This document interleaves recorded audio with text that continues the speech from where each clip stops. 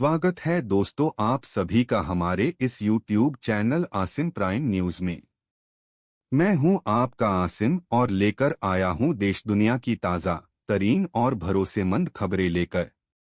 आइए शुरुआत करते हैं। ईरान, इजराइल और अमेरिका जैसे देशों से निकलकर आई है बड़ी अपडेट और हमारे साथ जुड़ चुके हैं अशोक कुमार पांडे और स्वागत करते हैं अशोक जी का आज की सबसे बड़ी खबर देने के लिए है।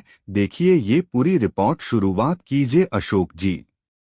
नमस्कार, मैं अशोक कुमार पांडे और स्वागत है आपका टीसीएच पर। ट्रंप भड़बड़ाया हुआ है, ये बात मैं बार बार कह रहा हूं। सुबह कुछ और बयान आ रहा है, शाम को कुछ और बयान आ रहा है और ढेर सारे तमाशे चल रहे हैं। राइटर्स में अभी थोड़ी देर पहले ये बयान आया और बयान क्या, उसका वीडियो आया है जिसमें उसने कहा है हम ईरान के टच में तो हैं, लेकिन हमें लगता नहीं कि ईरान बातचीत के लिए या फिर समझौते के लिए तैयार होगा।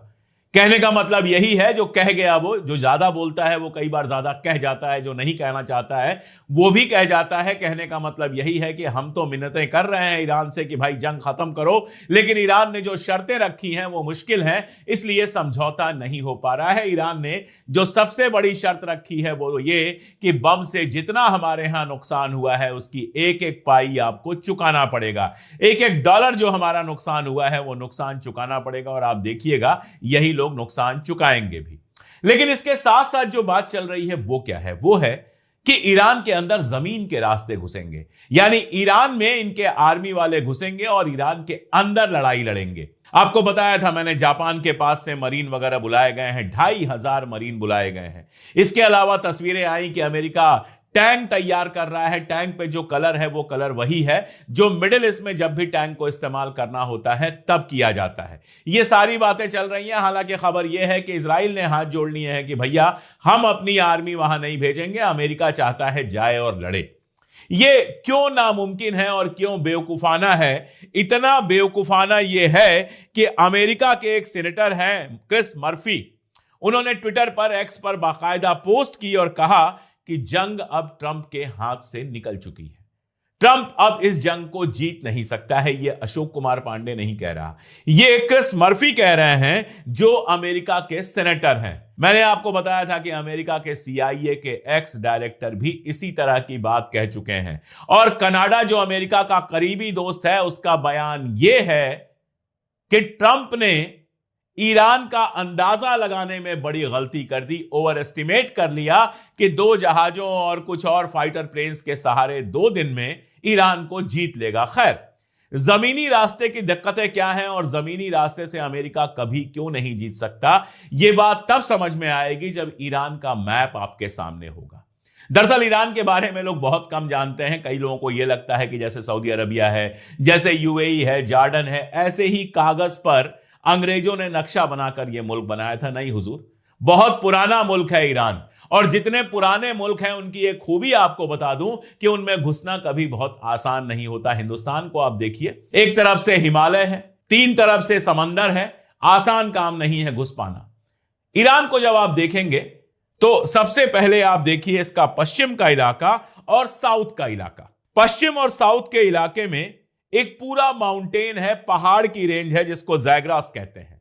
ज़ैग्रास पहाड़ जो है वो शुरू होता है साउथ ईरान से और खत्म होता है टर्की में जाके। अब आप याद कीजिए, जब इराक के साथ वार चल रही थी तो इराक इसी रास्ते से घुसने की कोशिश कर रहा था। इराक के पास भी टैंक थे, इराक के पास हथियार थे, सब कुछ था। और यहां मैं ये बता दूं कि सद्दाम हुसैन साहब को जब ये ईरान इराक वार चल रहा था तो अमेरिका और इंग्लैंड की पूरी मदद भी मिल रही थी, पैसे मिल रहे थे, हथियार मिल रहे थे। लेकिन 8 साल तक ये जंग चलती रही और इस पहाड़ी टेरेन को क्रॉस नहीं कर पाई इराक की सेना। क्यों?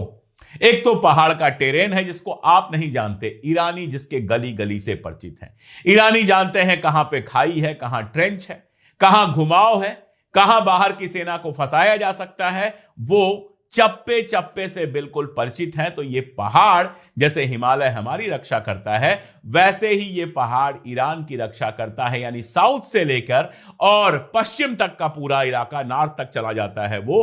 उस इलाके में तो आप घुसेंगे अगर, तो आपकी कब्रें वापस जाएंगी, बरसों लड़ाई चलेगी और अमेरिका के सैनिक वहां पर चूहों की तरह मारे जाएंगे। अब आइए थोड़ा सा चलते हैं नॉर्थ की तरफ, उत्तर की तरफ, उत्तर से कैस्पियन सागर की तरफ से आने का चांस बन सकता था, ये लोग कह रहे हैं। वहां पर आप देखेंगे तो एक और पहाड़ खड़ा है, एल्बोज पहाड़।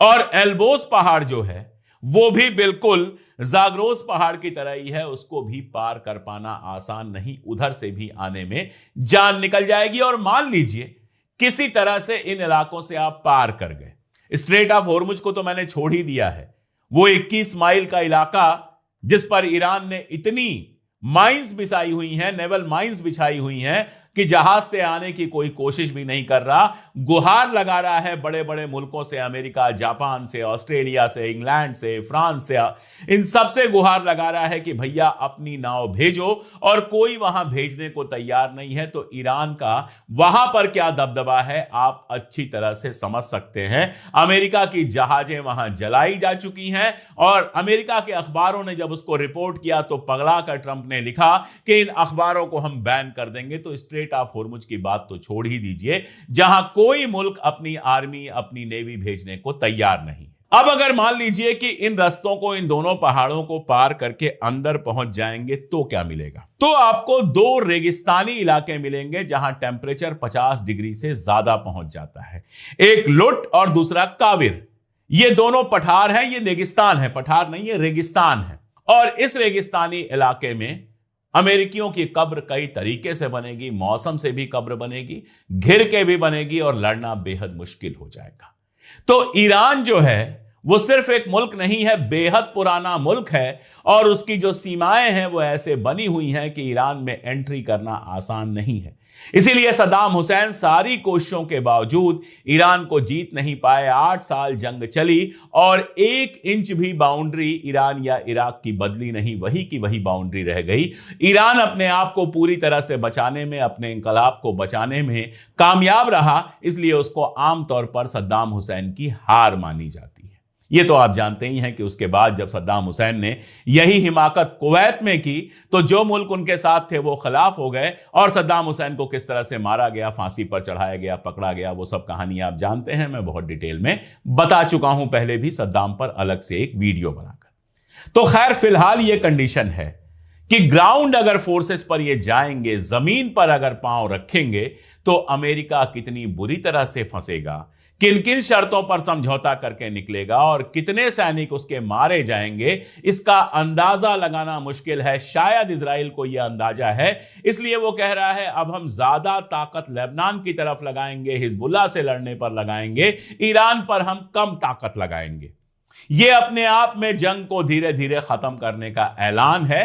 ट्रंप साहब तरस रहे हैं कि ईरान किसी तरह से मान जाए, और इजराइल जिस पर लगातार मार पड़ रही है, तेल अवीव का सत्यानाश हो गया है, लगातार एक से एक तस्वीरें आ रही हैं, वो हिजबुल्लाह की मार से भी इतना परेशान है कि उधर घुसने की कोशिश कर रहा है। लेकिन मैंने आपको बताया कि समझौता होगा तो ईरान हिजबुल्लाह का भी ख्याल रखेगा, और मान लीजिए इस बात को कि वो लेबनान के साथ जो इजराइल की सीमा है उसको ब्लॉक करने की बात करेगा, और हिजबुल्लाह पर किसी तरह का हमला नहीं होगा, इसकी गारंटी लेगा। इसके पहले, इसके बिना ईरान खत्म नहीं होगा। एक बात समझिए, बार बार कहा जाता है ईरान ने प्रॉक्सी बनाया, सारे आतंकवादी हैं, प्रॉक्सी बनाया ईरान ने इसलिए वो आतंकवादी स्टेट है, वगैरह वगैरह। ईरान ने प्रॉक्सी क्यों बनाया, यह बात समझनी बहुत जरूरी है कि ईरान का प्रॉक्सी बनाना अपने वजूद को बचाए रखने के लिए बेहद जरूरी था, क्योंकि ईरान के अलावा जितने भी अरब मुल्क हैं वहां पर